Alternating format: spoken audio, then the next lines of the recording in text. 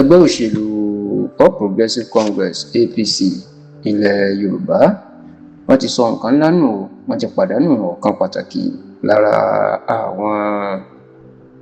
gbajúgbajà olóṣèlú tí ó ń ṣiṣẹ́ fún wọn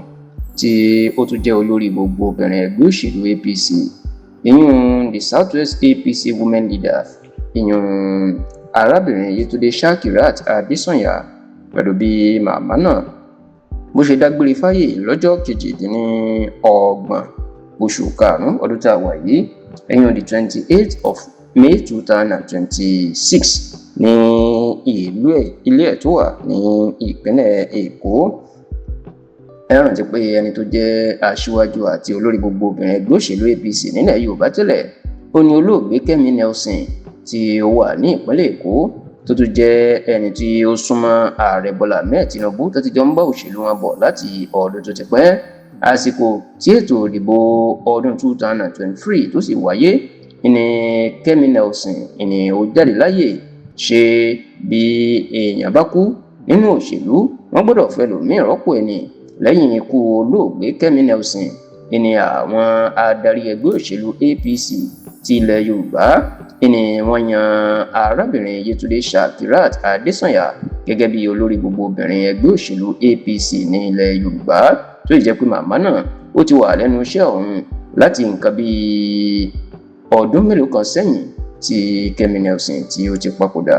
Ṣá o, tẹlifíṣàn Yorùbá Tòótọ́ gbọ́ wípé láti bíi ọ̀sẹ̀ mélòó kan sẹ́yìn ní àìsàn ló mà ti dá Yetunde Shakirat Adesanya gúnlẹ̀. Kódà tẹlifíṣàn Yorùbá Tòótọ́ gbọ́ pé ọ̀pọ̀ àwọn nǹkan tó yẹ kó ṣe nínú ẹgbẹ́ òṣèlú APC àwọn ibi tó ti yẹ kó ti kópa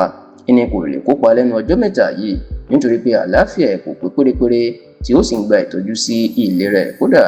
ní ọ̀sẹ̀ mélòó kan sẹ́yìn tí ẹgbẹ́ òṣèlú All Progressives Congress tí wọ́n ṣe àwọn ètò ìdìbò abẹ́lé wọn láti yan àwọn olùdíje sí ipò gómìnà, ipò ààrẹ,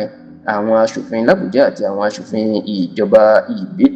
ìpínlẹ̀. Níṣe ni arábìnrin Yetunde Shakirat Adesanya ní kò lè kópa nínú ẹ̀. Ṣá o, ní báyìí màmá náà ti kú lọ́jọ́ kejì ọdún iléyá ìyẹn ọjọ́bọ̀ tí ṣe tọ́ọ̀sì ọ̀sẹ̀ tí ó kọjá yìí tó sì jẹ́ pé ariwo ìbànújẹ́ ńlá ló jáde láti ọ̀dọ̀ àwọn ọmọ ẹgbẹ́ òṣèlú APC ilẹ̀ Yorùbá nítorí pé wọ́n sọ pé àwọn sọ nǹkan náà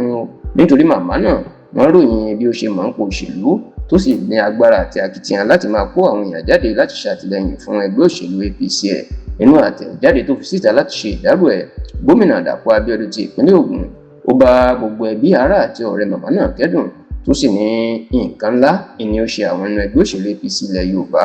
àti pé àwọn ti pàdánù nǹkan ńlá.